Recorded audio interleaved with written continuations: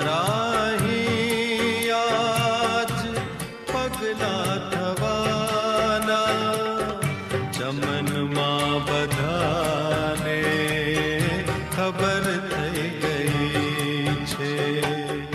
ઝુકાવી છે ગરદન બધી ડાળીઓએ, ફૂલોની એ નીચી નજર થઈ ગઈ છે.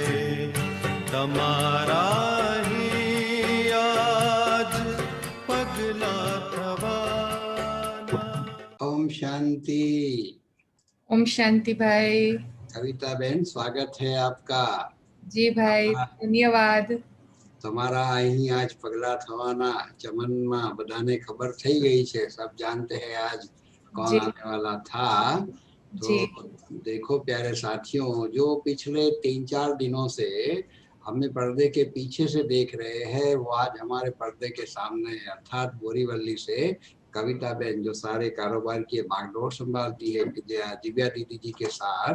तो काफी अनुभवी हमारी कविता बहन है. बहुत अच्छे क्लासेस भी आप कराती है.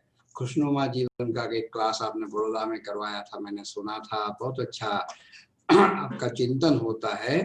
तो आज आपके जीवन की ये जो गाथा है, जो जीवन यात्रा है, वो आज सुनने का एक सुनहरा अवसर हमको मिला है. तो आइए और आप शेयर करें आपका अनुभव, कविता बहन. जी विनेश भाई, आपका भी धन्यवाद. जो भी भाई बहने जुड़े हैं उन सभी का भी धन्यवाद. और ड्रामा अनुसार हम कहेंगे ये एक अवसर बनता है कि हम आपस में ज्ञान के अनुभवों को, ज्ञान के अनुभव तो क्या कहें, बाबा की जो कमाल है, उस शिल्पकार ने जीवन को जिस प्रकार से आकार दिया है उसका हम अनुभव कर सकते हैं. उसकी ये वेला होती है.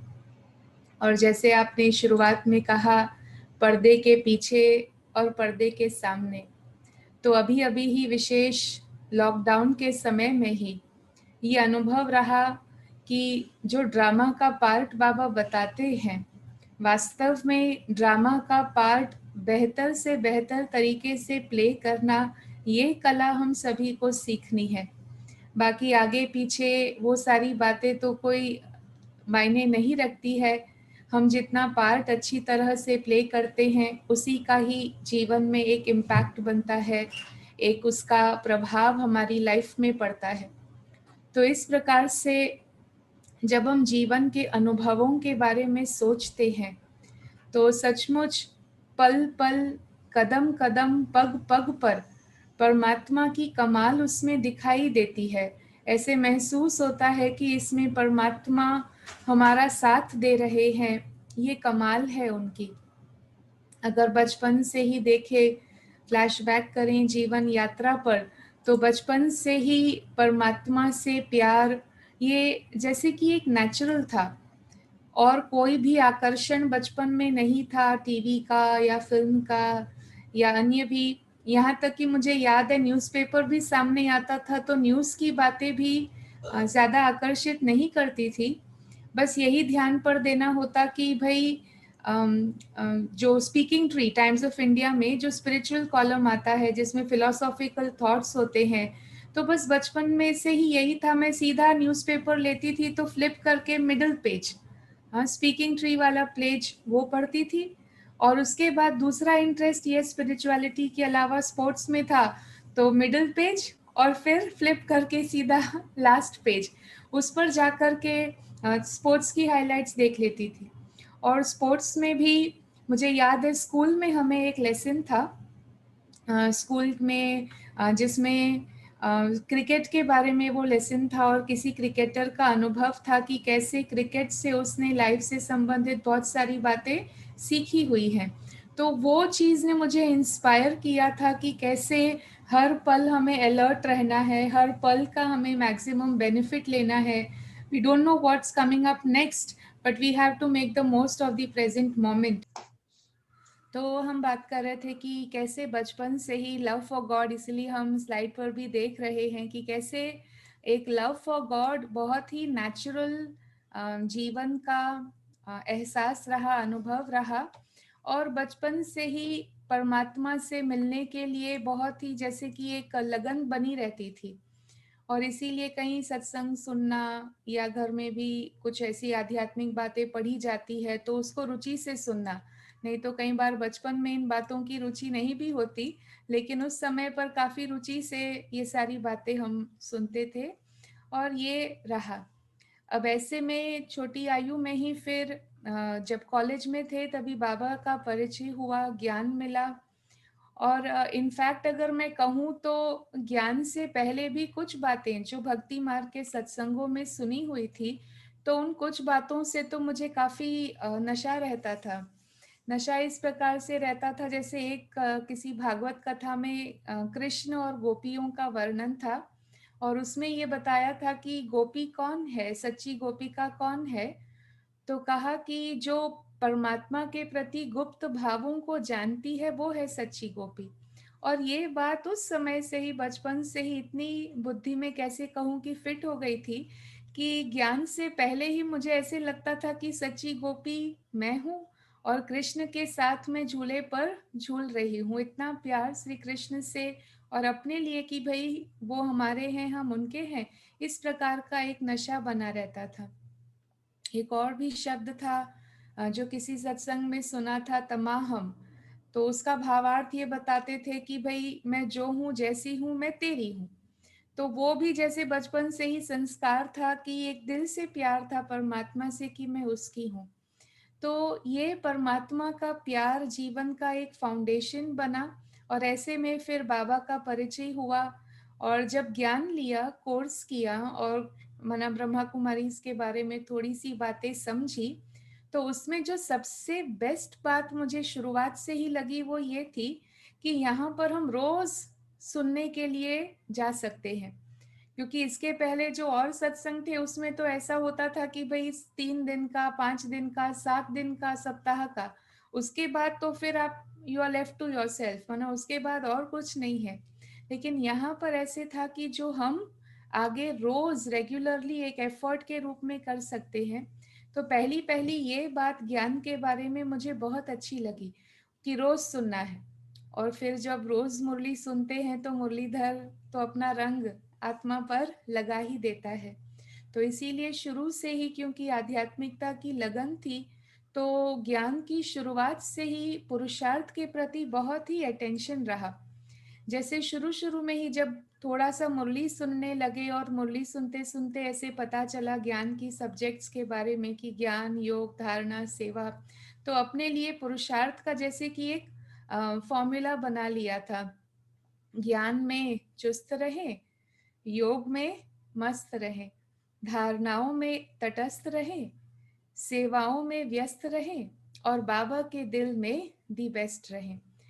तो ये शुरू से ही जैसे कि ज्ञान के बचपन से ही इंटरनल चारों ही सब्जेक्ट्स के प्रति कमिटमेंट जैसे नेचुरल बन गई। माना वो गॉडली स्टूडेंट लाइफ कहूँ या स्पिरिचुअल स्टूडेंट लाइफ कहूँ, ये मुझे बहुत अच्छी लगने लगी, प्रिय लगने लगी, बहुत नेचुरली। तो इस प्रकार से शुरू से ही नए थे तभी से ही ज्ञान और योग का जो रंग है वो रंग चढ़ गया। और फिर क्योंकि स्टूडेंट लाइफ थी तो और कोई समय तो मुरली सुनने का नहीं मिलता, अर्ली मॉर्निंग क्लास, माना वो तो स्टूडेंट लाइफ के हिसाब से, लेकिन एक ब्लेसिंग इन डिस्गाइज हो गया कि रोज सुबह 6 बजे से 7 बजे तक बाबा की मुरली सुनना और फिर अपनी कॉलेज आदि में जाना। तो वो फाउंडेशन जो था वो काफी पक्का होता गया। और वैसे तो चारों ही सब्जेक्ट्स पर पुरुषार्थ का ध्यान था, लेकिन कुछ योग के प्रयोग करना, माना जो हम मेडिटेशन सीखते हैं उसके प्रयोग जीवन में करना, इंटरनली विथ बाकी सब एक्टिविटीज के साथ करना मुझे बहुत अच्छा लगता था।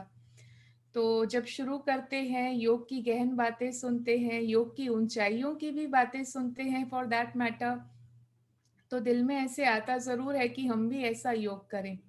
लेकिन हम जानते हैं कि पुरुषार्थ की डगर तो बहुत लंबी है।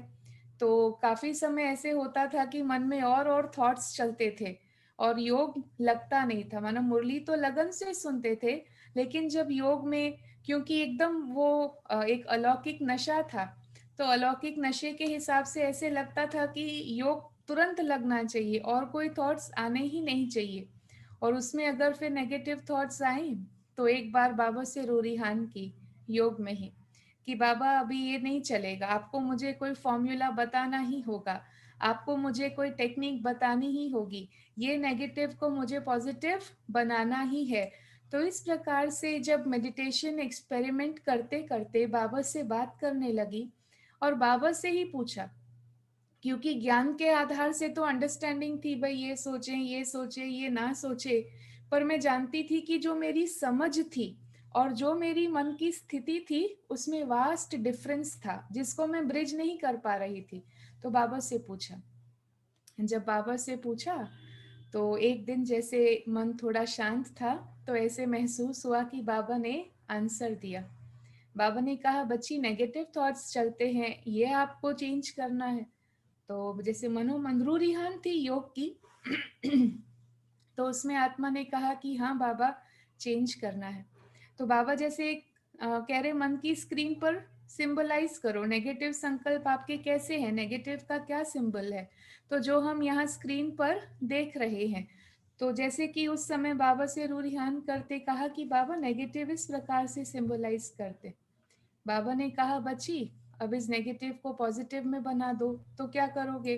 तो जैसे मनो स्क्रीन में मैं वर्टिकल लाइन ड्रॉ करती हूँ और तुरंत जैसे बाबा ने कहा, बच्ची जैसे इस स्क्रीन पर एक लकीर खींचने से नेगेटिव बदलकर पॉजिटिव हो गया, ऐसे ही आप अपनी लाइफ में भी हर स्थिति परिस्थिति में जब मेरे साथ कनेक्टेड रखोगी तो हर थॉट तुम्हारा पॉजिटिव रहेगा।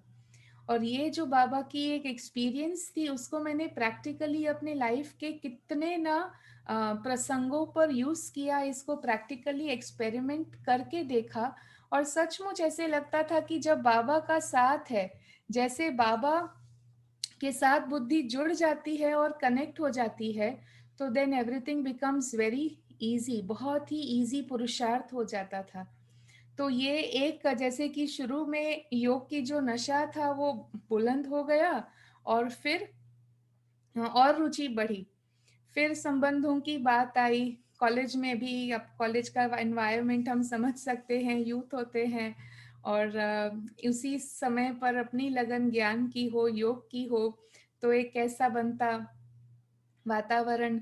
तो कई बार ऐसे लगता था कि हाँ संबंधों में भी कुछ प्रकार की खींचतान, जैसे ऐसे लगता था कि हम एक ओर तो ज्ञान योग कर रहे हैं, दूसरी ओर फिर और रंग लग रहे हैं या उस माहौल में हम जा रहे हैं, तो कभी क्रोध या कभी कुछ माना घृणा जैसी भावना की अच्छा नहीं लगने वाली भावना जो ज्ञान के हिसाब से अप्रोप्रिएट नहीं है, ऐसी भावनाएं जैसे हम यहाँ स्क्रीन पर देख रहे हैं, एक आत्मा मैं और एक दूसरी आत्मा, और जो एनर्जी एक्सचेंज बीच में होता था तो ऐसे लगता था कि ये मुझे पसंद नहीं आता था, कि ऐसे नहीं होना चाहिए। तो खींचतान, जिसको दूसरे शब्दों में दादी हमको कहती हैं लगाव, झुकाव, प्रभाव, टकराव, तो लिटरली वो फील होता था कि ये कहाँ हमको तो कर्म बंधनों से छूटना है और कहाँ हम आत्माओं के साथ ये बंधन में आ रहे हैं। तो फिर योग में बाबा से इसकी एक्सपेरिमेंट की तो बहुत सुंदर एक महसूस था बाबा ने कराई। जैसे कि योग में जो हम प्रयोग करते हैं कि आत्मा की तार बाबा परम धाम में है, बाबा से जुड़ी हुई है और सारा ही विश्व की आत्माएं जो हैं वो सारा ही हमारा अपना विश्व परिवार है। तो उस समय ऐसे एक ऐसी महसूसता हुई कि बुद्धि की तार मेरी बाबा से जुड़ी हुई है और बाबा से बुद्धि की तार जोड़ी, फिर पहले बाबा से फिर विश्व परिवार से। तो इस योग की अनुभूति में मुझे अपने ये संबंधों को ठीक बनाने की जो एक्सपेरिमेंट थी उसमें आंसर मिला। आगे के लिए भी जैसे मैंने अपने लाइफ के लिए ये पक्का कर लिया कि जब भी कोई संबंध हो तो जैसे हम देख रहे हैं मैं आत्मा, पहले मेरा संबंध शिव बाबा से है, परमात्मा से है, और बाबा के साथ संबंध होने के बाद बाकी अन्य आत्माओं से, चाहे एक हो चाहे अनेक हो। लेकिन डायरेक्ट इस समय जब मुझे ज्ञान मिला है, जब मुझे परमात्मा का साथ मिला है, तो इस समय पर डायरेक्ट कनेक्शन शिव बाबा से है और उनके थ्रू बाकी सब आत्माओं से संबंध है। तो इस एक्सपेरिमेंट में मुझे बेनिफिट ये फील हुआ कि मानो मैंने ये देखा कि मेरी भी भावनाएं 100% शुद्ध नहीं है। कभी क्रोध, कभी ईर्ष्या, कभी घृणा, कभी कोई और हीन भावना, माना अपने आप को बड़ा समझना, औरों को नीचा समझना, अन्य प्रकार से भी। तो ऐसी ऐसी भावनाएं हमारे मन में भी, वो हृदय, वो दिल शुद्ध नहीं था। लेकिन जब बाबा के साथ पहले कनेक्ट होना है तो ऐसे महसूस होता था कि बाबा जैसे एक फिल्टर है। बाबा कहता इन अशुद्धियों को, मुरली में उस समय आया, एक मुरली चली और बाबा ने उस मुरली में कहा कि मैं ब्लॉटिंग पेपर हूँ, और ब्लॉटिंग पेपर हूँ और मैं सारे दाग है वो खींच लेता हूँ। तो ये पॉइंट उस समय और उसी समय ये प्रयोग इंटरनल मेरा चल रहा था, और दोनों का ड्रामा अनुसार एक्यूरेट है ड्रामा बाबा, तो उसका तालमेल हुआ। तो मुझे भी महसूस हुआ कि पहले मेरा कनेक्शन बाबा से रखने से मैं शुद्ध बनती हूँ, कि बाबा मेरी अशुद्ध भावनाओं को जैसे कि एब्जॉर्ब कर लेते हैं। और फिर हाँ, स्नेह प्यार ये भी होता था, तो बाबा बस वो एनर्जी को फर्दर उस आत्मा तक पहुंचने दे रहे हैं, और जो नेगेटिव है उसको एब्सॉर्ब कर रहे हैं, उसको अपने में समा ले रहे हैं। तो जैसे मेरी अशुद्ध भावनाएं क्लीन होती गई, जब पहले बाबा से संबंध, फिर अन्य आत्माओं से, चाहे कोई भी हो, लौकिक परिवार, अलौकिक परिवार, फ्रेंड सर्कल, कोई भी हो, लेकिन ये प्रयोग बहुत समय तक मैंने किया। और साथ साथ over a period of time ये भी महसूस हुआ कि ये बाबा के साथ, बाबा को बीच में रखना, वो जैसे कि मेरे लिए केवल एक फिल्टर नहीं, प्यूरिफिकेशन का माध्यम ही नहीं, लेकिन एक सेफ्टी शील्ड भी बनता गया। क्योंकि रेसिप्रोकल डायरेक्शन में भी अगर किसी की कोई अशुद्ध भावना हो, किसी की कोई भी अन्य प्रकार की भावना हो, तो मुझे महसूस होता था कि बाबा सेफ्टी शील्ड है, और बाबा ने मुझे बहुत प्यार से प्रोटेक्ट करके रखा है। बाबा की किरणें मुझे मिल रही हैं, और क्योंकि बाबा बीच में है, तो जिन भी आत्माओं के साथ मेरे कार्मिक अकाउंट्स हैं, वो बहुत इजीली, बहुत जल्दी सेटल हो रहे हैं। और ये जो इंटरनल प्रैक्टिस होती थी, उस इंटरनल प्रैक्टिस का मैं बाह्य स्वरूप भी देखती थी। जो नजदीक की फ्रेंड्स थी, वो बहुत ही रिस्पेक्ट की नज़र से देखने लगे, बहुत स्नेह से देखने लगे। यहाँ की जो और होते थे क्लासरूम के क्लासमेट्स, फ्रेंड्स आदि, उनको कहती थी कि जब ये है ना, तब आप और प्रकार की बातें भी नहीं करना, उनका जिक्र भी नहीं करना, इनकी प्रेजेंस में तो हमें बस लाइट ह्यूमर में रहना है। तो इतना मुझे सपोर्ट जो क्लोज फ्रेंड्स सर्कल की थी उनसे मिलने लगा। तो इस प्रकार से इंटरनल एक्सपेरिमेंट जितना जितना हम करते गए, तो उस इंटरनल एक्सपेरिमेंट से प्रैक्टिकली बाहर भी मुझे बेनिफिट दिखाई देने लगा। और एक रीति से कहूँ तो बस धीरे धीरे योग के प्रति जो मेरी लगन थी, रुचि थी, ये एक्सपेरिमेंट्स की, वो बढ़ती चली गई। ऐसे ही बचपन में एक कहानी सुनी थी, और चलते चलते कहीं से वो कहानी फिर से सुनने में आई। वो कहानी कहते हैं किंग मिदास की कहानी है, जिसकी रूपरेखा कहानी में इस प्रकार से है कि उनको ये था कि जिस चीज को भी मैं स्पर्श करूं वो सोना बन जाए, और इस प्रकार से वो बहुत खुश होते थे। आगे फिर कहानी तो और लंबी है, और बचपन में सुनी हुई भी थी, लेकिन इन दिनों में जब पुरुषार्थ के प्रति इतनी लगन थी, और ऐसे समय में वो कहानी सुनने को मिली फिर से, तो उसका बाबा ने कहा कि आप हर चीज को ज्ञान से जोड़ो, हर चीज को योग से जोड़ो। उस दिन वो बाबा ने मुरली चलाई थी, तो हमने सोचा कि अब हम किसी चीज को कोई हाथों से तो स्पर्श नहीं करने वाले हैं, लेकिन भगवान ने हमको जिम्मेवारी सौंपी है कि आपको इस दुनिया को फिर से स्वर्ग बनाना है, सुवर्ण युग बनाना है, सत्य युग बनाना है। और अंदर में भी ये नशा था कि भगवान के इस कार्य में हम उनके मददगार हैं। तो फिर ये ख्याल आया कि बाबा, दृष्टि से, अपने वाइब्रेशन से ऐसा पुरुषार्थ करूं, ऐसा मैं अपने आप को शुद्धि की ओर ले जाऊं कि जितना जितना किसी भी चीज को नजरों से भी स्पर्श करे, लेकिन उस स्पर्श से भी वो सोना बन जाए। अगर दीवारों पर भी नजर पड़ती है, तो दीवारों में भी जैसे कि वो पवित्रता की शक्ति समा जाए। तो ये एक अभ्यास की भाई, वो golden touch of the king, इस प्रकार से वो स्टोरी का नाम था, इसीलिए आप स्क्रीन पर गोल्डन टच ऑफ वाइब्रेशंस ये देख रहे हैं। तो ये प्रैक्टिस, और इससे भी बहुत सुकून मिलने लगा। हर कर्म, छोटा कर्म भी मुझे ऐसे महसूस होता था कि मैं बहुत आनंद से और बहुत खुशी से, जो थकावट कई बार हो सकती हो, ऐसी कोई थकावट की बात ही नहीं होती थी। कंपेनियन ऑफ गॉड में जो पुस्तक है जानकी दादी जी की, उसमें एक सेक्शन है फिजिकल पेन के ऊपर, और उसमें दादी ने ये कहा है कि भाई प्रैक्टिस ऑब्जर्विंग योर पेन, कि जितना आप अपने दर्द को देखेंगे साक्षी होकर, तो दर्द ऑटोमेटिकली गल जाएगा। तो इन्हीं दिनों में वो बुक पढ़ी, ये बात पढ़ी, और रात को उन्हीं दिनों में पैरों में क्रैम्प्स आते थे, जिसकी वजह से नींद उड़ जाती थी। तो ये पढ़ा हुआ था, और उस समय रात को क्रैम्प्स आए, तुरंत याद किया दादी ने क्या कहा। दादी ने कहा प्रैक्टिस ऑब्जर्विंग योर पेन। तो मैं इस दर्द को देखने वाली शक्ति हूँ। दर्द शरीर को है, तकलीफ शरीर को है, मैं इसको देखने वाली हूँ। और इस प्रयोग से भी माना जादू की तरह, हम इसको मेडिटेशन, मैजिक ऑफ मेडिटेशन आजकल कहीं कहते हैं, लेकिन जादू की तरह वो दर्द गल गया। माना दादी ने जो कहा, वो उनके अनुभव हैं, और जब हम भी उसका प्रयोग करते हैं तो वो चीजें हमारे जीवन का भी अनुभव बनती है। इस बात का मुझे पूरा पूरा यकीन हो गया। तो इस प्रकार से पढ़ाई के साथ साथ ज्ञान योग का भी आनंद लेते रहे। सेंटर से भी बहनों की बहुत अच्छी पालना हमको मिलती रही। कई उस समय पर क्लासेस हैं, योग के प्रोग्राम्स हैं, जैसे कि बाबा ने अपना एक प्लान बनाया हो, और निमित्त के द्वारा बाबा हमारे जीवन को एक बहुत सुंदर आकार, एक बहुत सुंदर मोल्ड दे रहा हो। फिर जब पढ़ाई पूरी हुई, तो पढ़ाई पूरी होने पर वैसे रुचि तो इंटीरियर डिजाइनिंग में थी, और साथ साथ कंप्यूटर्स का भी, मल्टीमीडिया का कोर्स किया हुआ था। और एक समय तो इतना नशा था इंटीरियर डिजाइनिंग का कि मैं इसके अलावा और कुछ नहीं करूंगी, ये जरूर करूंगी।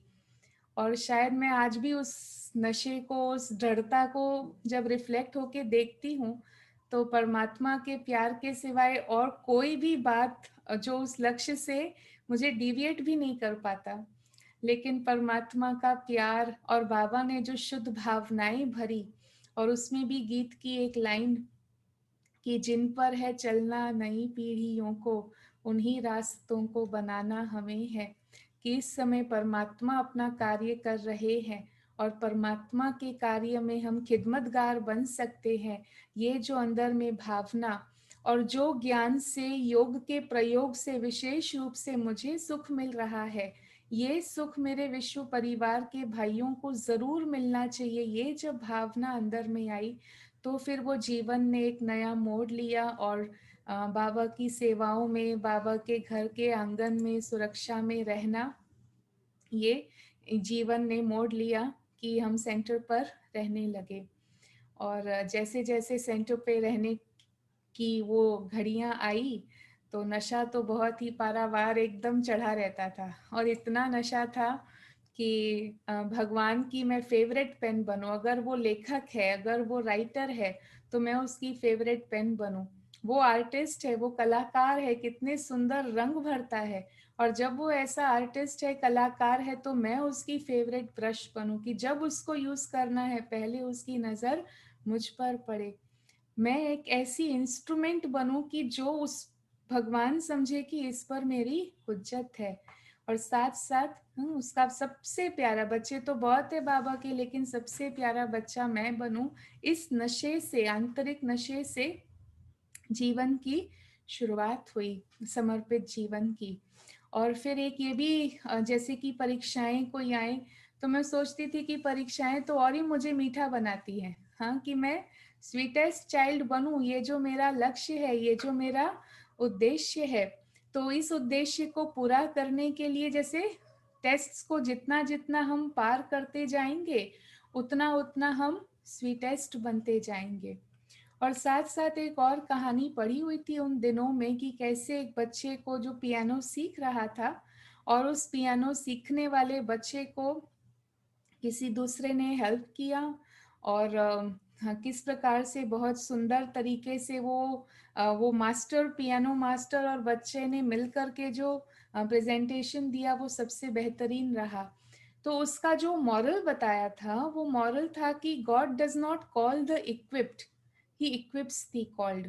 और उन्हीं दिनों में ये जैसे शुरू शुरू में ही सेवा की लाइफ में ये कहानी सुनी और उसका ये मॉरल पढ़ा, तो इस बात का भी बहुत निश्चय हो गया कि हमारे में कोई ऐसी क्षमता नहीं है, हमारे में कोई ऐसे गुण नहीं है, योग्यताएं नहीं है, लेकिन हाँ, परमात्मा को जीवन दिया है क्योंकि उससे प्यार जरूर है। तो इस प्यार से हम उसके बने। तो ये महसूस किया कि इक्विप्स द कॉल्ड, कैसे कदम कदम पर फिर वो बेहतरीन ते बेहतरीन पालना देकर हमको हमारे जीवन को आकार देने लगे। कॉन्वेंट स्कूल में एजुकेशन हुआ था तो वहाँ पर क्रिश्चियनिटी में ये बात कही भी जाती है कि because God can not be present everywhere, he has kept a mother in every home. माना भगवान हर तरफ नहीं हाजिर हो सकता है, इसीलिए उसने हर घर में एक माँ को रखा है। तो स्कूल में भी जैसे टीचर्स वो भावना भरती थी कि माँ की बातों को ऐसे मानना चाहिए, ऐसे उनको रिगार्ड देना चाहिए, और बहुत अच्छे संस्कार माँ से भी मिले जब घर पे थे। लेकिन फिर आगे चल करके जब ज्ञान का समय आया तो ये बात सुनने लगे कि सेंटर पर जिनको बाबा निमित्त बनाते हैं वो बाबा ने निमित्त बनाया है, और उनकी बातों को मानना, उनकी आज्ञाओं को मानना माना बाबा की आज्ञा को मानना, ये वाली बात बताई गई। तो फिर यहाँ पर भी जैसे दीदी की बातों को सुनते गए, मुझे याद है जब सेंटर पर रहना शुरू किया था, कुछ ही मास में फिर प्रभु उपवन जो अपना भवन है उसके उद्घाटन की बात थी।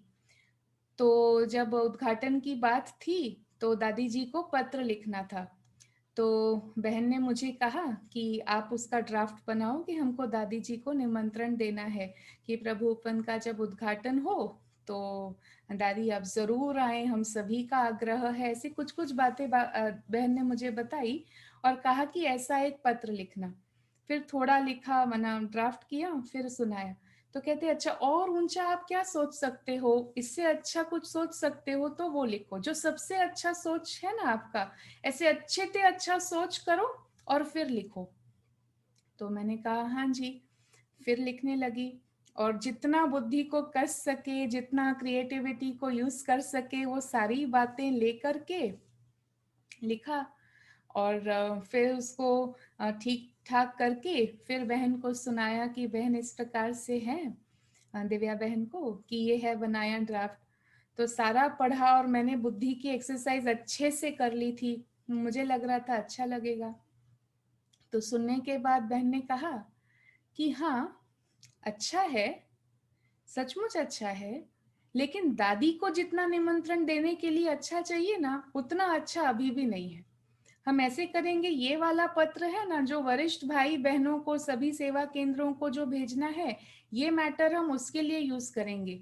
दादी के लिए ना आप कुछ और सोचो, इससे भी अच्छा सोचो। अब उस समय मन में तो आया कि अभी तो पूरा लगा दिया जैसे, लेकिन फिर भी जब कहा कि नहीं आप इससे और अच्छा सोचो, तो कहा हाँ जी। क्यों? क्योंकि वो बचपन के संस्कार और फिर ज्ञान में भी जो सुना था कि भगवान निमित्त के द्वारा जो कहता है मानो वो खुद कह रहा है, तो फिर कहा हाँ जी।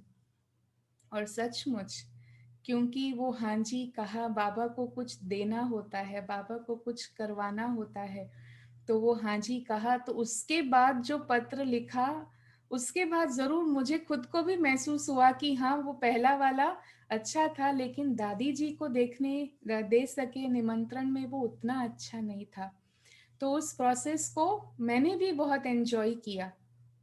तो ये जो बात है कि God does not call the equipped, he equips the called, तुरंत मुझे पग पग पर महसूस हुआ कि छोटी छोटी बातों में एक्यूरेट गाइडेंस मिलना, एक्यूरेट दिशा निर्देश मिलना, उसको रिफाइन करना, जब अच्छा करो तो शाबाशी देना, जहां पर और बेहतर कर सको वहां मार्गदर्शन देना। तो ये परमात्मा की कमाल थी जो कारवां सेवाओं का चलता रहा। चलते चलते फिर ट्रांसपोर्ट विंग की सेवाओं की भी शुरुआत हुई। और मुझे याद है रोड सेफ्टी वीक की शुरुआत भारत में तभी जनवरी में मनाते थे, नेशनल रोड सेफ्टी वीक। तो छोटा कोई एक प्रोग्राम, फिर अगले साल छोटा प्रोग्राम एक और, और 1 साल, साल तो याद नहीं, पर 1 साल पूरी रात जाग करके मैटर बनाया। और उस समय पर बहन का ही ऐसा संकल्प था कि हम इस बार बड़े रूप से करें। तो 7 हफ्ते के 7 दिनों की 7 अलग अलग एक्टिविटीज, उसका ब्रोशर बनाओ। मुझे याद है वो पूरी रात जैसे कि जागरण हुआ था, जरा भी मैं सोई नहीं, और जागरण से फिर वो मैटर लिखा। और वहां से रोड सेफ्टी की सेवाओं का जो सिलसिला चलता रहा। लेकिन अगर मैं अपने आप को देखूं, अगर रुचि के हिसाब से देखूं, तो इस विषय में रुचि नहीं थी, बिल्कुल ही नहीं थी। करते करते तो फिर भी अब इंटरेस्ट बना। लेकिन शुरू में उसकी सब्जेक्ट की रुचि नहीं थी। लेकिन जिम्मेवारी है, बाबा का कार्य है, करना है, उस हिसाब से बस लगन में करते गए। तो वो रुचि नहीं होने की वजह से ऐसे महसूस हुआ कि रुचि तो नहीं है, लेकिन क्योंकि कर रहे हैं तो उस लगन से जैसे बाबा करवा रहा है। और बेहद की सेवाएं करे, ऐसा बहुत दिल में उमंग था। तो यही जो फिर रोड सेफ्टी की सेवा चलते चलते देश में तो हुई, लेकिन देश के साथ साथ विदेशों में भी इस सेवाओं की फैलने की ओपनिंग मिली। कि यूनाइटेड नेशंस ने ही decade of action for road safety घोषित किया।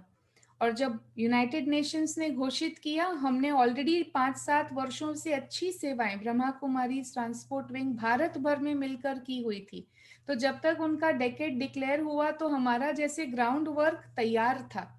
और जब ये बाबा की यूएन ऑफिस में हमने ये सारी रिपोर्ट भेजी, तो उनके साथ मिलकर के कार्य करने का अवसर बन गया। और देखते ही देखते वो कारवां यूं हुआ कि मॉरिशियस में नेशनल लेवल का मिनिस्टर्स के साथ का बहुत अच्छी रोड सेफ्टी की कॉन्फ्रेंस हुई। ये बात है 2015 की। और ये भारत के बाहर वहाँ उस कॉन्फ्रेंस के लिए गए थे। और भारत से बाहर हमारी पहली यात्रा थी। इसके पहले इंटरनेशनल ट्रैवल नहीं किया था।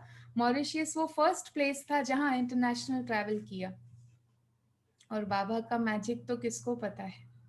मैजिक सिर्फ ये नहीं था कि मॉरिशियस में ऐसा बड़ा प्रोग्राम हुआ जिसमें मिनिस्ट्री भी इन्वॉल्व है। बाबा का एक और मैजिक था कि जब हम मॉरिशियस में थे, तब ब्राजील में होने वाली कॉन्फ्रेंस का निमंत्रण मिला। और इन प्रिंसिपल वहां की कॉन्फ्रेंस का फाइनलाइज वहां हो रहा है मॉरिशियस में। प्रोसीजर तो हम जानते हैं, क्योंकि इंडियन पासपोर्ट होल्डर तो सारा तो भारत में होगा। लेकिन सारा प्रोसीजर अक्टूबर 2015 में मॉरिशियस फर्स्ट इंटरनेशनल ट्रिप, और नवंबर 2015 में ब्राजील सेकंड इंटरनेशनल ट्रिप। और ये सचमुच मतलब बाबा की ही कमाल कहो कि जो उसको कराना होता जैसे उसको कराना होता। और सिर्फ कॉन्फ्रेंस में गए ऐसा नहीं, लेकिन वहां पर भी भारत से गडकरी जी आए थे। और गडकरी जी उस कॉन्फ्रेंस में भारत का नेतृत्व कर रहे थे। और जैसे हम यहाँ पर होते हैं तो अपनी व्यवसाय में कारोबार में व्यस्त रहते हैं, अब वो भी वहां आए थे। तो जो कॉन्फ्रेंस की दिनचर्या और जो शेड्यूल वो उनके लिए भी लागू होता, हमारे लिए थोड़ा बहुत आगे पीछे। जनरली अर्ली उनकी और मीटिंग हो जाती, लेकिन एंड तो साथ में होता। तो विंग की सेवाओं के बारे में उनको अवगत कराना ये बहुत ही उस समय आसान हो गया। और बाबा का जो यूनिफॉर्म है ये अपनी पहचान बन जाता, हमको और ज्यादा कहने की तो कोई आवश्यकता ही नहीं पड़ती। तो इस प्रकार से सेवाओं का माना एक चीज देखी कि कहा बाबा ने और हमने किया, बाबा ने कहा और हमने किया। आज भी मैं सोचूं तो शायद दूसरे ऐसे विषय हैं जिसमें मेरी नेचुरल रुचि ज्यादा है, लेकिन बाबा की आज्ञा है, बाबा की जिम्मेवारी है, उस हिसाब से करते करते इन सेवाओं में आश्चर्यजनक अनुभव होते गए। बाबा की यूएन ऑफिस के साथ फिर और भी एक बहन जो पहले यहाँ रहती थी, अभी वो यूएस में है, तो उनके साथ कार्य करना। तो हम जानते हैं कि यूएस का टाइम और इंडिया का टाइम 12 साढ़े 12 घंटे का फर्क, माना दिन रात ऑपोजिट जैसे हो जाता। अब या अगर एक एक हमने पॉजिटिव सोचा, क्योंकि मिल करके बहुत सारी तैयारियां करनी थी कॉन्फ्रेंस के लिए, तो पहले तो मिल करके सोचा अच्छा है बाबा का काम राउंड द क्लॉक चलेगा, यहाँ हम करते हैं, हमारी रात होती तो आपका दिन होता है, आप करो, फिर आपकी रात होती तो हम करो। लेकिन धीरे धीरे ऐसे लगा कि कुछ कार्य तो ऐसे थे जो मिल करके करने थे। तो उसमें ये जैसे वो गीत में कहते हैं ना कि तुम दिन को अगर रात कहो तो रात कहेंगे, और रात को दिन कहो तो दिन कहेंगे, ऐसे मिल करके सेवाओं का लेकिन वो भी अनुभव। साथ साथ अभी अगर नजदीक आए तो शायद पिछले साल की ही बात है, 2019 की, माना बाबा की आज्ञाओं को मानने से कैसे अद्भुत अनुभव होते हैं। इस समय पर ये बात सितंबर 2019 की है, जो दृश्य आप देख रहे हैं। तो सितंबर 2019 में यहाँ से ग्रुप बाहर गया था यात्रा पर, और जाते जाते बहन भी गए थे, दिव्या बहन, और जाते जाते बस 5-6 दिन का टाइम था, और 27 सितंबर ये वर्ल्ड टूरिज्म डे कहलाता है। तो क्योंकि यहाँ पर जिम्मेवारी ट्रांसपोर्ट ट्रैवल टूरिज्म की सेवाओं की है, तो बहन कहकर गए कि टूरिज्म डे आ रहा है तो कोई अच्छा प्रोग्राम आप करना। तो उस समय क्योंकि 5-6 दिन ही थे, और टूरिज्म का क्षेत्र जरा कहें कि अच्छी मेहनत वाली जमीन जैसे होती है वैसे है, तो मन तो बिल्कुल नहीं माना। मैंने कहा कि बहन कोशिश करेंगे, लेकिन अब दिन भी कम है, माना किसी प्रोग्राम को वैसे ही रूप देना हो तो समय चाहिए, शक्ति चाहिए, टीम चाहिए। अब कई सेंटर के भाई बहने, बड़े भाई बहने, बहन स्वयं active members of the team, वो लोग भी बाहर थे, और अभी टाइम भी कम है। माना आप सोचो कि टीम मेंबर्स भी कम है, टाइम भी कम है, और टॉपिक भी डिफिकल्ट है, और प्रोग्राम करना। लेकिन फिर भी बहन ने कहा कि जैसे संकल्प दृढ़ था कि नहीं, भले थोड़ा छोटा होगा तो भी चलेगा, लेकिन करना जरूर। अब 5 ही दिन बचे थे, जब तक हम टॉपिक डिसाइड करें तो 1-2 दिन और निकल गए। अब वो दिन आ रहा है, और जितनी हो रही हम अपनी ओर से तैयारियां कर रहे हैं, मन न जाने कह रहा है। मैं बाबा से बार बार कह रही थी कि ये वाला प्रोग्राम प्रोग्राम के लिए नहीं कर रही हूँ, लेकिन क्योंकि आपने कहा आज्ञाकारी बनो ना, इसीलिए कर रही हूँ, और कोई इसके पीछे ऑब्जेक्टिव नहीं, और कोई इसके पीछे मेरा लक्ष्य नहीं है। और मेहनत कर रहे हैं, फल मिलेंगे नहीं मिलेगा ये तो बात नहीं है, बस आज्ञाकारी बने रहे ये हमको सेटिस्फैक्शन होगा, इसीलिए कर रहे हैं। माना संडे था या सैटरडे था मॉर्निंग प्रोग्राम, तो प्रीवियस डे इवनिंग तक यहाँ पर कुछ बहनें, 1-2 बहनें जो थी, 1-2 कन्याएं भी, जो फिर हम मिल करके जो टीम बनी थी 4-5 जनों की, 3-4 जनों की, कि जो इस प्रोग्राम को कर रहे थे। हम फिर भी सोच रहे थे कि अपने प्रभु उपवन में 2 हॉल, एक छोटा है एक थोड़ा बड़ा है, कि आखिर हम प्रोग्राम करें तो कहाँ करें, कितने आएंगे, कौन आएंगे, कुछ पता नहीं है। 2 दिन की पब्लिसिटी थी मात्र। फिर कहा कि नहीं, हिम्मत मर्दा मददे खुदा, बड़े में थोड़े होंगे तो समा जाएंगे, छोटे में ज्यादा आ गए तो कहाँ जाएंगे। तो उस हिसाब से हमने तैयारी जो की बड़े हॉल में की, और जो आप सामने दृश्य देख रहे हैं ये उस कार्यक्रम का है जो 3 दिन में संपन्न हुआ। और ये भी ऐसे माना कि पूरा जैसे कि एक आनंद ही, एक वाइब्रेशन ही उस दिन का अलग था। उस दिन तो ऐसे महसूस हो रहा था कि ये बाबा की ब्लेसिंग है, लिटरली वरदान है उनका। नहीं तो सारा पूरा फुल फ्लेज्ड टीम मिलकर भी करे तो ये 2 दिन में पॉसिबल होने वाली बात नहीं थी, लेकिन क्योंकि ये डिवाइन ब्लेसिंग थी, परमात्मा की ब्लेसिंग थी, इसीलिए ये संपन्न हुआ। तो ये प्रोग्राम ने मेरे हृदय में आज्ञाकारी की बात की जैसे कि जबरदस्त छाप है वो छोड़ दी। फिर जैसे कहा कि सेवाओं के दौर में, लेकिन फिर भी जो आत्मा की नेचुरल रुचि है, आकर्षण है, वो तो योग के प्रति है। और उसमें अभी अभी ये गीत बना है, जुड़ गई है मन की तार, ये गीत भी बहुत पसंद आता है। और कई बार जैसे वो जो पहले अनुभव सुनाया था ना, नेगेटिव को पॉजिटिव कैसे बनाया बाबा से कनेक्ट होके, तो वो तो बहुत माना अर्ली डेज ज्ञान में जब से शुरू किए तब से प्रयोग कर रहे थे, लेकिन जब से ये गीत बना तो जैसे कि वही अनुभव बार बार आता रहता कि मन की तार जो है वो बाबा से जुड़ गई है। और इस प्रयोग में भी बहुत मजा आता। कभी कभी तो तार सीधी जुड़ी रहती, माना योग का कनेक्शन बहुत अच्छा रहता, तो ऐसे लगता कि जैसे वन एक हो गए, माना परमात्मा और आत्मा इस समय पर एक हो गए। लेकिन कभी कभी लगता कि हमने बाबा से तो तार जोड़ी हुई है, लेकिन माया भी अपना खेल दिखा रही है। तो लगता कि जैसे ये पेंडुलम है, ऑसिलेट हो रहा है, लेकिन हम आनंद में है। क्यों? क्योंकि यहाँ कनेक्शन बना हुआ है। माया को जितना झुलाना है चाहे झुला ले, लेकिन उस समय पर ये तार जैसे कि पेंडुलम का ऑसिलेशन का अनुभव कराती, लेकिन उसमें भी सुख। तो 2 साल पहले की बात है, शांति वन में जब अपनी एनुअल मीटिंग होती है भारत के सभी सेंटर्स की, तो जो भी बाबा के बड़े बड़े सेवा स्थान हैं भारत भर के, वो अपने पिछले साल से अब तक की, माना 1 साल का पूरा सर्विस रिपोर्ट बनाते हैं, ले जाते हैं।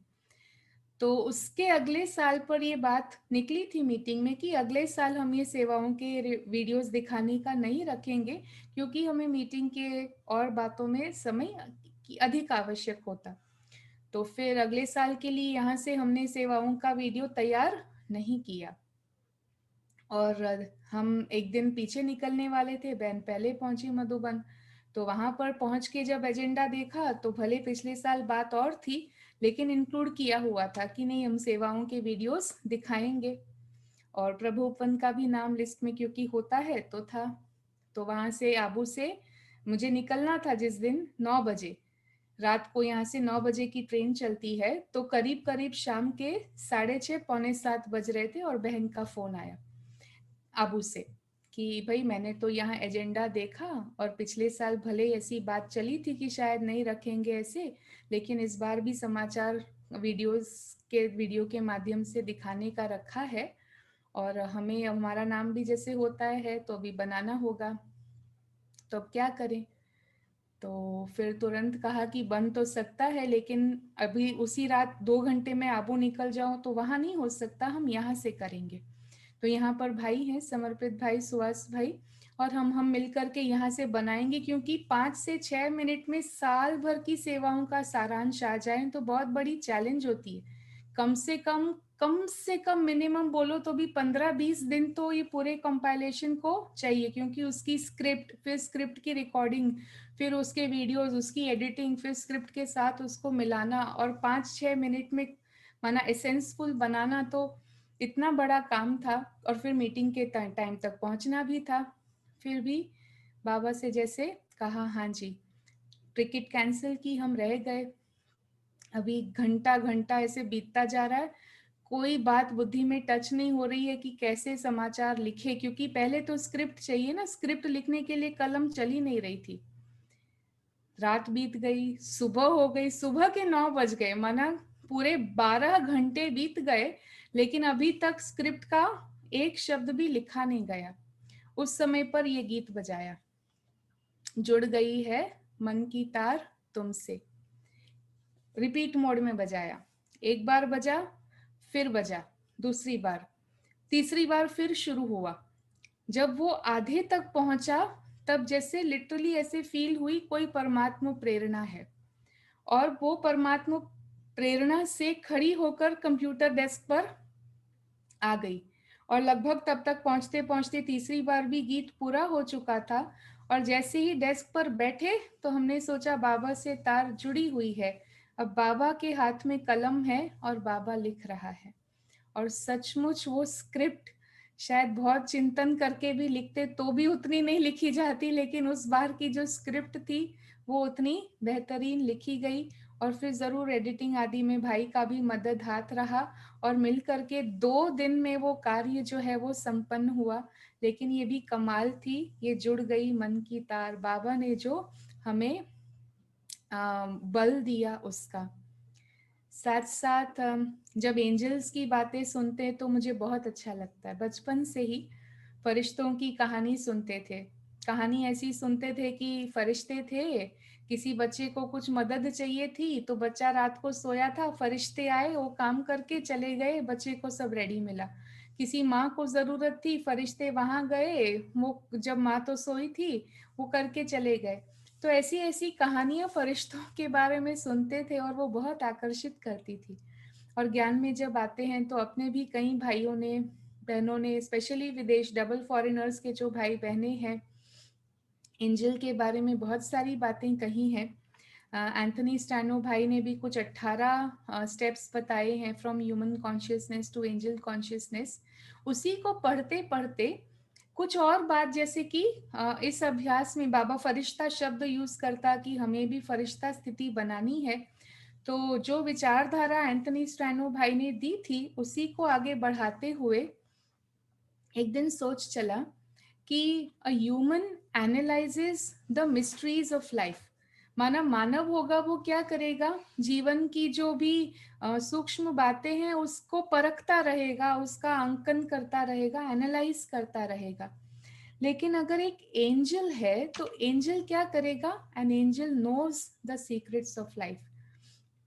तो इसके बारे में भी जीवन में जैसे कि कई अनुभव हुए कि बुद्धि फिर एनालिसिस में नहीं लगती है। जैसे हमने ब्राजील की बात बताई तो कॉन्फ्रेंस तो बहुत बेहतरीन रही, लेकिन हर यात्रा में बहुत वंडरफुल अनुभव भी होते हैं। हम उस वहाँ पे जो मेन लैंग्वेज है वो पोर्चुगीज है, वहाँ के लोग इंग्लिश भी कम समझते हैं। तो कॉन्फ्रेंस का टाइम तय था और जो वहां पर बीके बहन थी उस बहन को भी इंग्लिश नहीं आती थी, लेकिन हम कैसे ना कैसे एक इंटरप्रेटर और तीसरी बहन थी वो अवेलेबल होती थी कभी कभी और मैनेज करते थे। तो वो जो बहन थी, जैसे कॉन्फ्रेंस पूरा होने का टाइम शाम 5 बजे का था तो मुझे रिसीव करने आती थी। अब हुआ यूं कि पहले दिन उस कॉन्फ्रेंस में मैं अकेली थी, मानो दूसरी बहन अभी तक पार्टिसिपेंट नहीं पहुंची थी। और 5 बजे ये जो ब्राजील की बहन थी उसने कहा था मैं रिसीव करने पहुंचूंगी। तो कॉन्फ्रेंस के बाद मैं बाहर आई तो दिखाई नहीं दी। उसने कहा था जहाँ ड्रॉप किया वहीं मैं मिलूंगी, बिल्कुल ऑपोजिट था कॉन्फ्रेंस एंट्रेंस से। फिर कुछ लोगों से मिले, किया थोड़ा ऐसे ही कैंपस में 1-2 राउंड लगाए, वो बहन अभी तक नहीं दिखाई दी। और फिर धीरे धीरे तो सब निकल गए, पूरा कैंपस खाली हो गया। तो फिर हम भी वहां से निकल कर मेन गेट पर चले गए, माना वो थोड़ा अंदर था, लेकिन उस कैंपस से बाहर कैंपस के मेन गेट पे चले गए कि बहन आएगी तो एंट्रेंस तो एक ही है, यहीं से आएगी ना तो मैं गेट पे मिलूंगी, क्योंकि अंदर भी सब कुछ क्लोज हो रहा था। अब मैं गेट के बाहर चली गई और थोड़ी देर रुकी, 10 मिनट 20 मिनट। फोन जो मेरे पास था वो फोन भी वहां चले नहीं, और वो जो फोन में प्ले करने से मैसेज बजता है वो पोर्चुगीज लैंग्वेज में जो मुझे समझ आए नहीं। तो नॉट रीचेबल है या बिजी है या गलती से नहीं लग रहा है, क्या हो रहा है मुझे कुछ पता नहीं चल रहा है। ना फोन लग रहा है ना वो बहन आ रही, आधा घंटा हो गया। लेकिन फिर भी अंदर से मुझे विश्वास था कि कोई बहन तो निमित्त आएगी पर बाबा मेरी केयर करेंगे। तो इस विश्वास से जैसे मैं दृढ़ बनी रही, कोई भी अंदर से मैं विचलित नहीं हुई। तो वेट था और निश्चय था कि वो आएगी। लेकिन इसके बीच एक और टेस्ट आई, एक टैक्सी आई, और वो टैक्सी वाला इंग्लिश जानता था और वाइट साड़ी देख करके समझ गया कि भाई ये इंडिया से है। उसने पूछा you want to go somewhere. अब मेरे पास एड्रेस तो था, लेकिन अब अनजान देश में जाना चाहिए नहीं जाना चाहिए, दुविधा थी। कम से कम आधा घंटा हो गया था, वो बहन तो आई नहीं थी, फोन भी मैं नहीं कर पा रही थी। ये अभी तक कोई और भी ऑप्शन नहीं था, ये एक आया, बाकी उस रास्ते पर कोई व्हीकल्स भी नहीं आ रहे थे, सब निकल चुके थे जो थे वो। तो मन में दुविधा हुई, एक तो हुआ चली जाऊं, फिर दूसरा हुआ कि सेफ है कि नहीं है, क्या करना चाहिए। तुरंत जैसे बाबा से कनेक्ट किया, बाबा ने कहा मैं आऊंगा। तो सहज उसी समय उनको कहा कि नहीं, जो हमको लेने आने वाले हैं वो पहुंच रहे हैं, थैंक यू। वो निकल गए। फिर और 10 मिनट हुई, आखिर करके इंटरनेशनल कॉल किया और इंटरनेशनल कॉल करके कोऑर्डिनेट किया। वो बहन तो नहीं पहुंच पाई, एक दूसरा भाई आएगा ये मैसेज मिला। मैंने कहा उस भाई को मैं कैसे पहचानूंगी।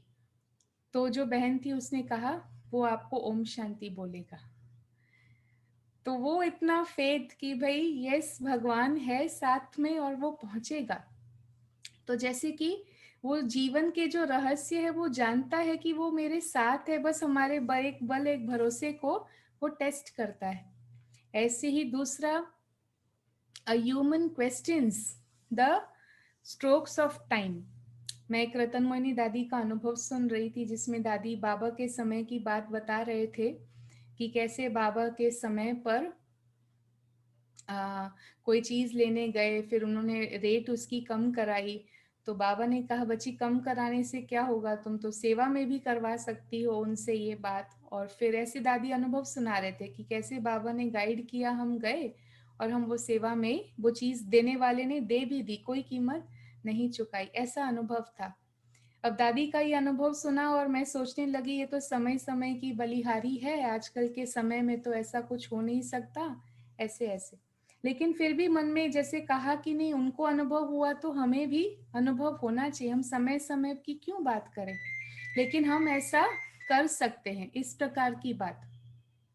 तो सचमुच उस समय पर हम एक चीज खरीद रहे थे प्रभुपन के लिए, एक अटेंडेंस मशीन, और सिर्फ ये कोई बात का कुछ जिक्र नहीं, लेकिन सिर्फ सेवा की बात, क्योंकि आते हैं देखते हैं तो हम सेवा तो करते हैं। तो उस भाई ने कहा कि ये चीज हम आपको सेवा में देते हैं। वो भी वो भाई नहीं जो आया था, वो भाई एक दूसरा भाई था जो कलकत्ता में था, तो इसने अपना अनुभव उन भाई को सुनाया और उन्होंने कहा कि यहाँ पर सेवा करेंगे। तो इस प्रकार से सोचा कि an angel smiles at the master strokes of God, कि अगर हम संकल्प रखते हैं तो बाबा हर संकल्प को हमारे पूरा करता है।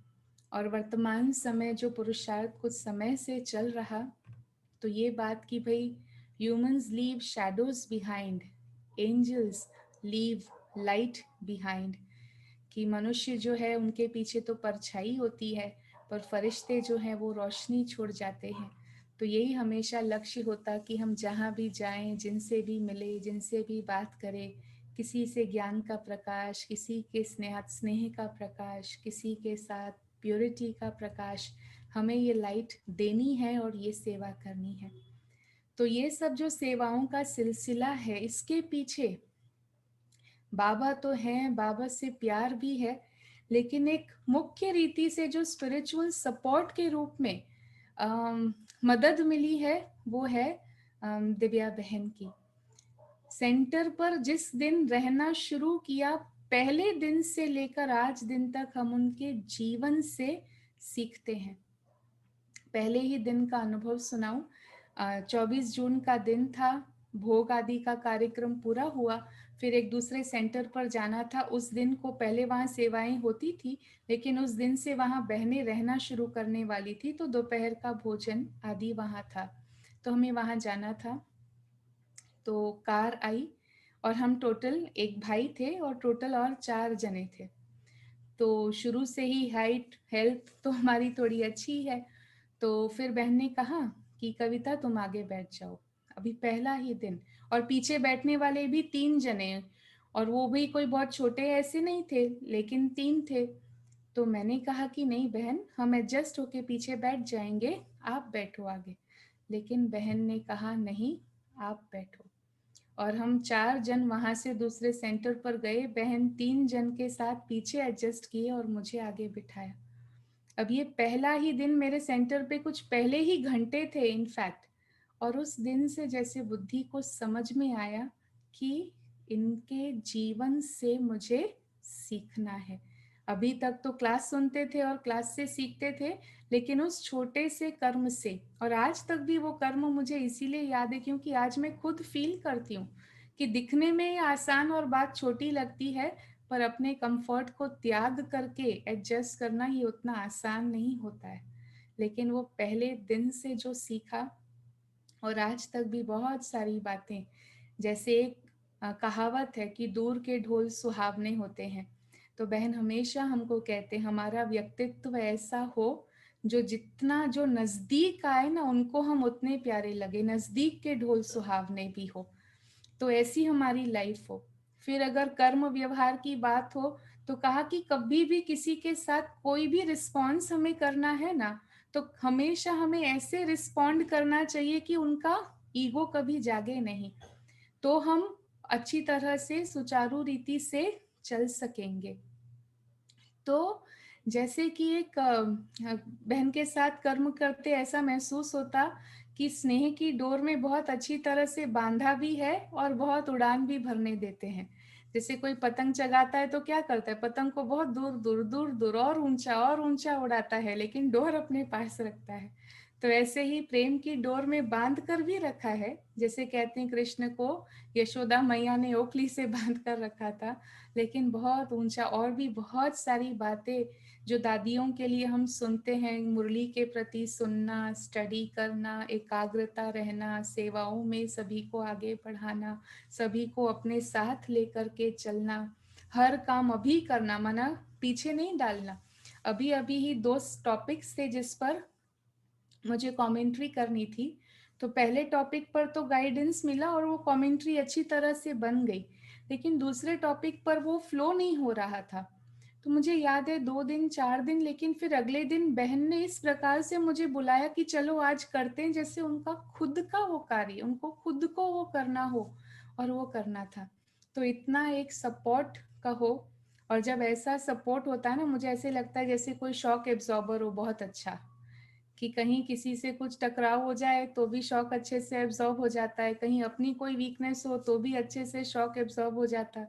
बाहर तो दुनिया को सेवा दिखाई देती है, लेकिन सेवाधारी को वो आकार देना, उसको संभालना, उसको मोल्ड करना, ये भी बाबा का ब्लेसिंग कहूंगी कि इतना अच्छा एक स्पिरिचुअल सपोर्ट मुझे मिला और आज भी मिल रहा है।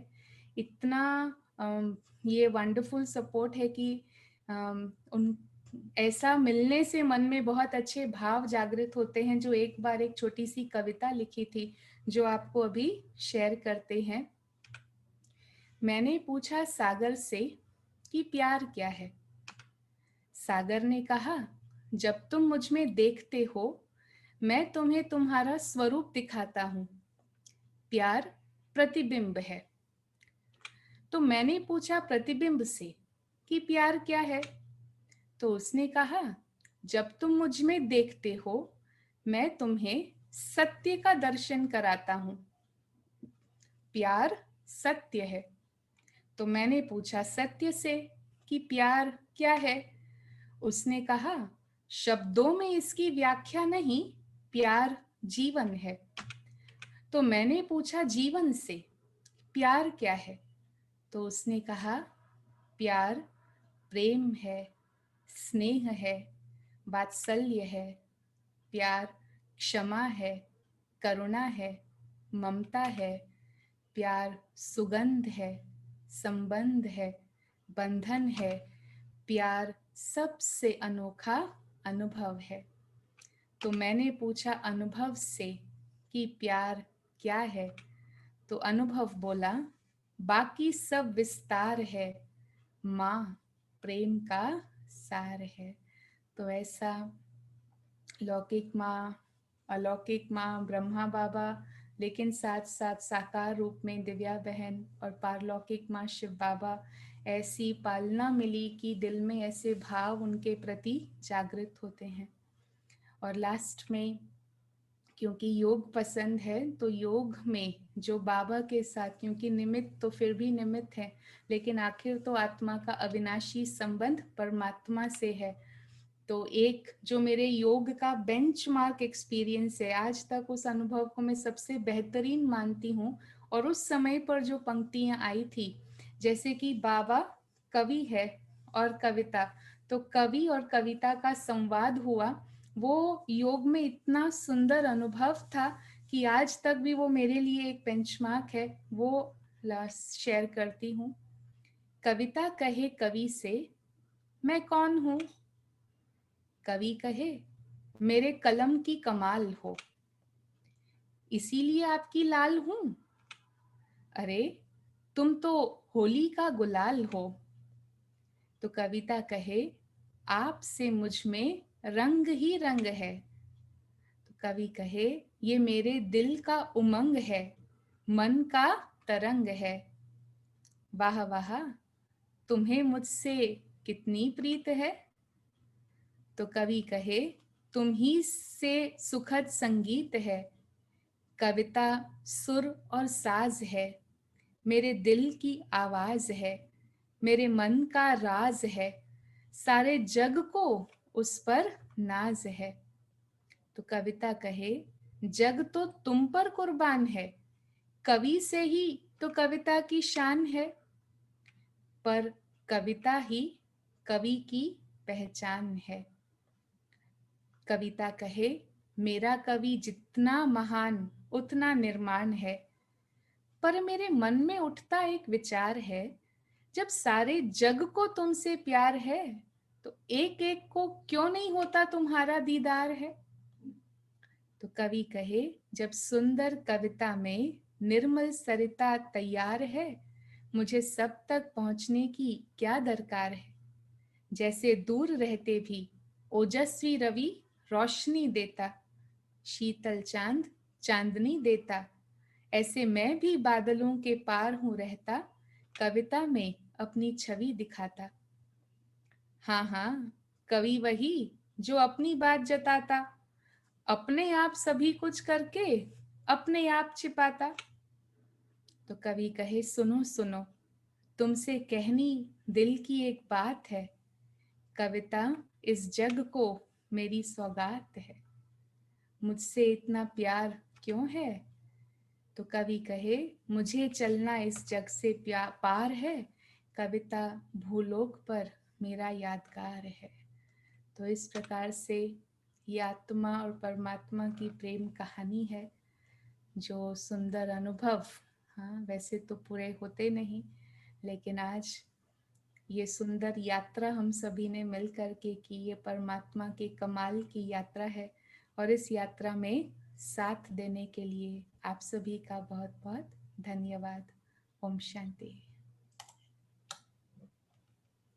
ओम शांति। और क्या कहे, आज का ये अनुभव कवि और कविता दोनों के मिली हुई सौगात है हम बड़ौदा वासियों को। तो आपका बहुत बहुत धन्यवाद। आज तो कहेंगे कि उस परम कलाकार, उस कवि की पेन से मिलना हुआ, तो उस परम चित्रकार के ब्रश के द्वारा किए हुए चित्रांकन रूपी चित्र से चित्र को देख करके मन हर्षाया। उस खुशी के, आनंद के, प्यार के सागर जो जिसका जो इंस्ट्रूमेंट है, उस स्वीट इंस्ट्रूमेंट को मिलकर के भी मन अति खुशी को पाया। और स्वीट और टेस्ट का ये मिलन, sweet plus taste is equal to sweetest. तो ऐसे स्वीटेस्ट उसका जो चाइल्ड है, उस चाइल्ड कविता बहन को भी मिलकर के दिल आज सुन करके दिल बाग बाग हो गया, दिल बाग बाग हो गया। तो आपका बहुत बहुत धन्यवाद। बहुत ही आपका अनूठा अंदाज है और कितनी सारी प्रतिभाएं आपके अंदर छिपी हुई है, ये इस 1 घंटे के सत्र के द्वारा हम सबको महसूस हुआ। और सीखने वाली बात आपसे यही है कि बस कुछ बड़ों ने कहा तो हाँ जी करना, और एक बल एक भरोसे के आधार से आगे बढ़ना। शिव बाबा की मदद तैयार है, सिर्फ हम हिम्मत बच्चे बन जाए तो मदद पाप तैयार है किस भी परिस्थिति में। और ये इंस्ट्रूमेंट बनने वाली बात कितनी अच्छी है कि जब हम इंस्ट्रूमेंट बनते हैं तो बाबा हमसे वो कार्य, अपनी सेवाएं ले ही लेता है। तो बहुमुखी प्रतिभा से आज अर्थात कविता बहन से मिलकर के बहुत बहुत खुशी हुई। आपको सुना तो समझेंगे कि आपको समझा, आपको यथार्थ रीति से जाना, तो बहुत आनंद आया। ओके, तो चलिए, फरिश्तों की बात सुनी तो चलो फरिश्तों की दुनिया में चलते हैं, कुछ पल आवाज से परे। ठीक है कविता बहन, पूरा करे। भाई बिल्कुल, जरूर। दिल तो नहीं करता है बिछड़ने से, क्योंकि बहुत सारी आप में बहुमुखी प्रतिभा कहेंगे हिंदी में, तो बहुमुखी प्रतिभा है आप परमात्मा की पेन भी, परमात्मा का ब्रश भी, परमात्मा के इंस्ट्रूमेंट भी, परमात्मा के चाइल्ड भी, स्वीट प्लस टेस्ट देने वाले स्वीटेस्ट, ऐसे कविता बहन से है। लेकिन समय की मर्यादा है, तो चलिए कुछ पल बाबा की याद में बैठते हैं और पूरा करते हैं। ओम शांति। ओम शांति।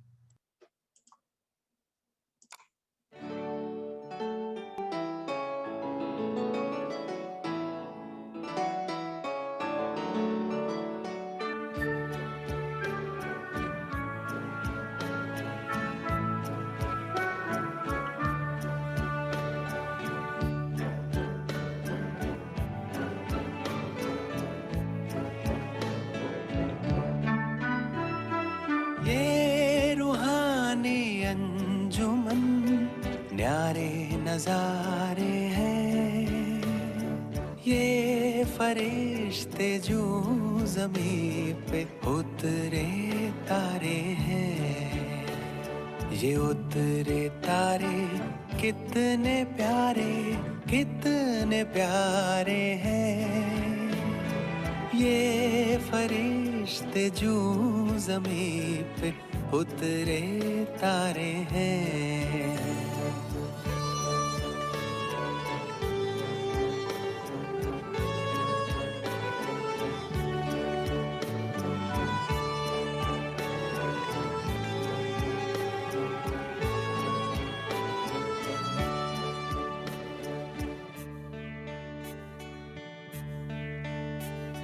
सबसे पहले इन पे ही भगवान की नजरें पड़ी,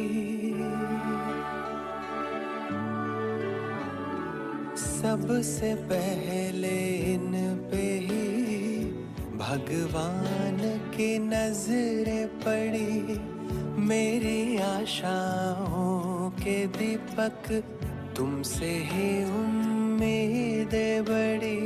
जाने कितनी बार, जाने कितनी बार, जाने कितनी बार जन्नत ये उतारे हैं, ये फरिश्ते जो ज़मीं पे उतरे तारे हैं, ये उतरे तारे कितने